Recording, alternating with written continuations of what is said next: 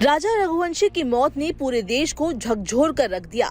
Honeymoon पर गए couple को लेकर अलग अलग एंगल से जांच की जा रही थी।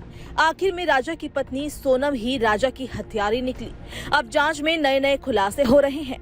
बताया जा रहा है कि शादी के बाद की रस्में खत्म होने के पहले ही सोनम ने राजा को मारने की ठान ली थी। उसने 13 मई को ही राज कुशवाहा को मैसेज कर दिया था और कहा था कि मैं थक गई हूँ, इसे मार डाल वरना मैं मर जाऊंगी। राज ने इसके जवाब में करता हूं लिखा और विशाल के साथ साजिश में जुट गया। ईस्ट खासी हिल्स पुलिस ने बुधवार रात सोनम, राज, विशाल, आनंद और आकाश से एक साथ पूछताछ की तो राज ने भी सोनम के रहस्य खोलने शुरू कर दिए। उसने कहा कि सोनम की सख्ती के कारण कर्मचारी उससे कम बात करते थे। वो खुद उससे डरता था, लेकिन वो मुझसे प्रेम करने लगी। राजा से रिश्ता तय होते ही सोनम ने राजा को मारने की ठान ली थी। 11 मई को उसने राजा से शादी तो कर ली, लेकिन वो इस शादी के खिलाफ थी। सोनम के मन में हत्या का विचार चलता रहा। 13 मई को उसने इसी गुस्से में राज को मैसेज भी भेजा था। राज ने पुलिस को बताया कि सोनम की शादी में वो नहीं गया था।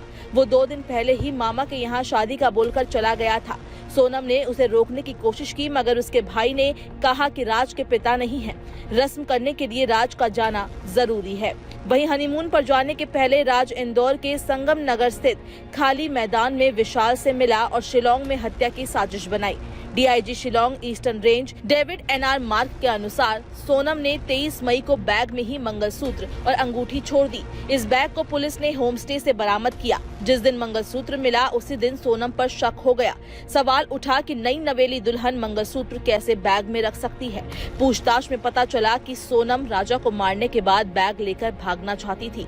इत्तेफाक से बैग स्कूटर की डिक्की में नहीं रख सकी और राजा ने बैग होमस्टे पर ही छोड़ दिया।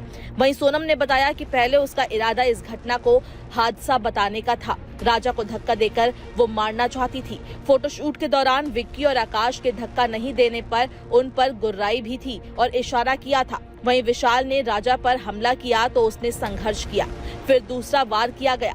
तीनों आरोपित विशाल, आनंद और आकाश खाई में नहीं फेंक सके तो सोनम ने उठाकर राजा को खाई में फेंका।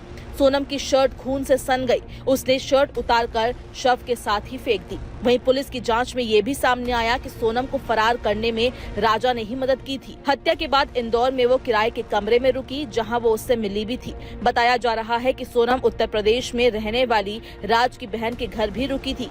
वहां उसकी 3 लोगों ने मदद की। 2 लोगों के साथ वो गाजीपुर गई थी।